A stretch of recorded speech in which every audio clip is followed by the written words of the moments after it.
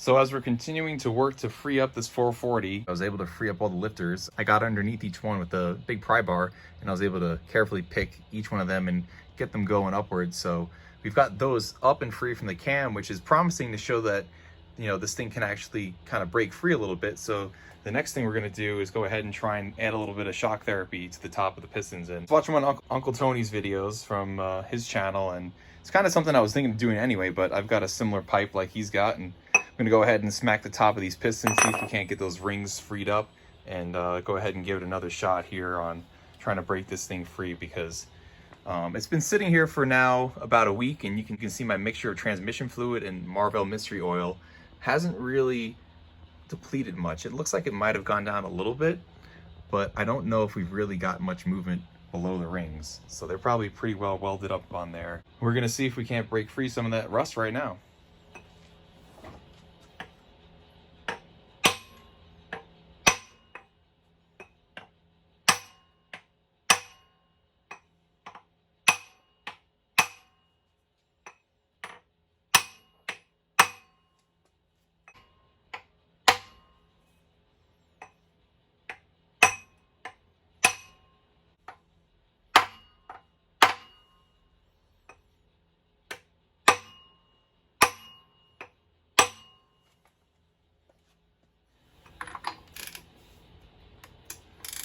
Now this ratchet really isn't too big. You're not going to get the most leverage out of it, but let's see if we can't see something happen here.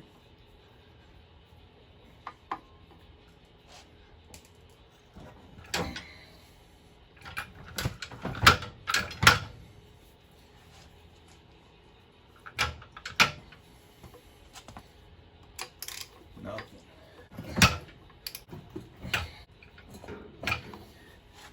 Nope. Nothing. I'm over here on the passenger side. What I find curious about this block, there are no casting numbers over here. Over here on the driver's side, we've got the date right there, but then there are no casting numbers beneath it that I'm seeing. So I don't know why there are no casting numbers on this block. And then when you go up to the pad up here, you can see U440, but it also kind of looks like they put the 440 over a 413. So I'm really wondering if this is a 413 block or a 440. So I'm gonna have to do some measuring on the cylinders right now and find out for sure. So this is a 1969 440 high performance block, which is gonna go in the GTX. And you can see here on the passenger side, you can see the date nicely printed up top and then the casting number beneath it. And then over here on this 78 440, which we've got for Alex's Power Wagon, same deal. Passenger side, still you've got date and then casting number underneath it. And then the bore for a 440 bore should be 4.32, whereas 4.18 is on a 413. So let's go ahead and see what we've got going here. For example, on this 78 440 block, 4.3. So, yep, definitely a 440, right? Then we come over to this boat anchor. Where are we at on these cylinders? Let's see here. Right now we're set to 4.31. Close enough. And it looks to me like we're in there. Okay, interesting. So then riddle me this.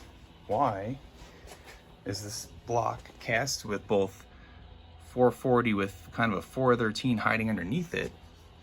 And then over here on the driver's side, we're seeing the date for 5/2/72. But then when you go to the passenger side, like all the other 440 blocks, I'm not seeing any casting numbers. This one's a riddle to me. Maybe someone at home can educate me a little bit more, but I am a little bit curious as to what's the deal with this 440. Why does this one not have a casting number cast onto the side of the block like most other ones you see?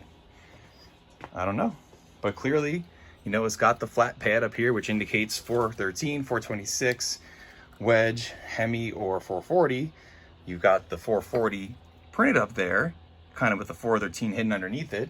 And we just measured out the bore, and we know that we're at the right diameter, so that this thing is, you know, a 440. 4.18 is right here, and that's definitely shy. You know, there's plenty of room right there, so, you know, it's measuring out to be a 440. I don't know. This boat anchor is a mystery. So yeah, I'm a little bit confused right now because I thought when I got this block with the car, it was a 440, and I did a quick look, you know, looking at it sitting in the engine bay. You see the flat data pad up here, and that's usually a pretty good indicator that it's either a 413, 426, or a 440. And then when I went ahead and looked on here, I saw, all right, 440, you know, just kind of quick cursory look while you're buying something. But now that I'm really in here getting deep and dirty with this block, I'm like, where's the casting number? The casting number should be over here on the passenger side of the block. And there is no casting number over there.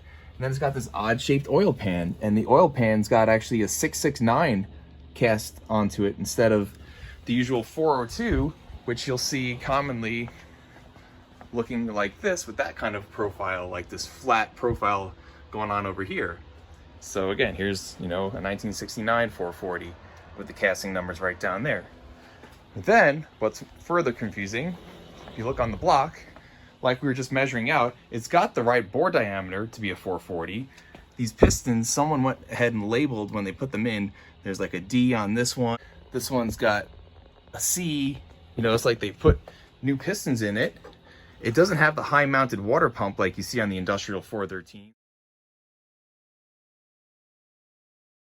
This casting number was the same one that you'd see on a 383, 413, 440. So it's a regular street water pump. It does have this really big pulley down here, which could have been just for air conditioning like I was thinking, but could also be industrial. But then over here back by the oil pressure sending unit, you've got this casting 2658-8362, and I've not seen that on 440s before. As we look here on my 1969 block, nothing but mouse poop there. And over here, same thing, just some oil, and that's about it. And then we come over here onto this 78 block. Back here, you've got a couple of numbers, big.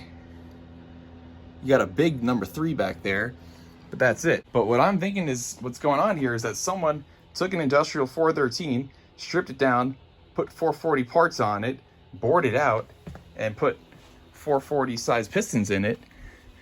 And that's what I've got here is a 413 cloned into a 440, and that's just totally weird and wacky.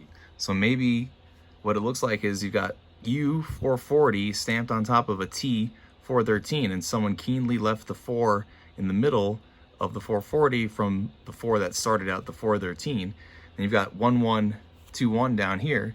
It's like someone tried to recode this block as if it was a 440, but it started out as a 413 industrial.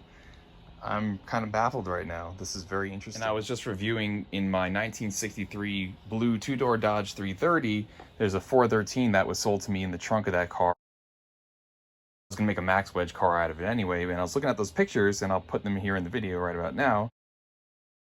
You can see the casting number is clearly printed on the side, passenger side of the block, just like it is on the 440. So I am like 99% sure now that this thing is an industrial 413 that someone converted out and made it into a 440, and they kind of re-stamped it. And I don't know, it's wacky as hell, but you know what? We'll still go ahead and try and tear this thing down and bring it over to Rogers, and you know what? Maybe we'll make a cool thing out of it.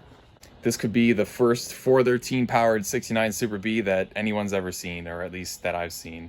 I don't know, there could be someone else out there with an oddball thing like that, but I kind of like doing oddball stuff. So yeah, a 413 powered 1969 Dodge Super B with a 4-speed. Wacky, cool. Now if I stuck a cross ram on it, that'd be really wacky and cool, but I don't know if we'll go that far with it. But anyway, thanks for watching this video, and stay tuned for more updates on figuring out more about this block and getting this thing broke free.